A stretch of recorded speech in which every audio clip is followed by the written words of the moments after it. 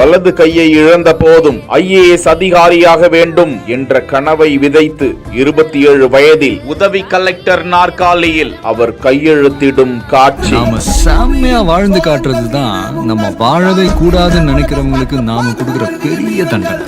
எர்ணாகுளம் கக்கநாடு மாவட்ட ஆட்சியர் அலுவலகத்திற்குள் கம்பீரமாக நடந்து வரும் இந்த பெண் IAS அதிகாரி பார்வதி கோபகுமார்.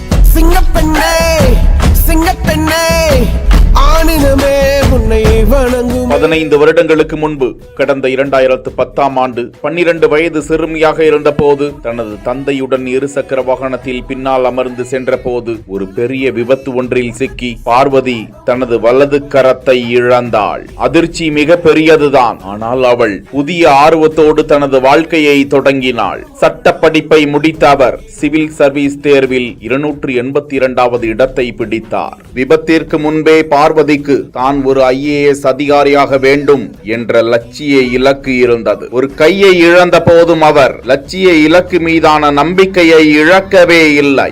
புத்தகங்களில் மூழ்கினார், கடினமாக உழைத்தார், ஒவ்வொரு தடையையும் தனக்கு வாய்ப்பாக மாற்றினார். வெறுமையான நேரங்களில் கவிதைகளை படைத்தார். அது முக்கியமான இதழ்களில் பெரும் வரவேற்பை பெற்றது. அவரது சிறுகதைகள் பலருக்கும் முன் உதாரணமாக திகழ்கின்றனவாம். அவரது லட்சிய கனவை அடைந்து கலெக்டர் அலுவலகத்தில் ஊழியர்கள் அவருக்கு கொடுத்த அன்பான வரவேற்பு இதயபூர்வமானதாக இருந்ததாக தெரிவிக்கும் பார்வதிக்கு பாராட்டுக்கள் குவிந்து வருகின்றன.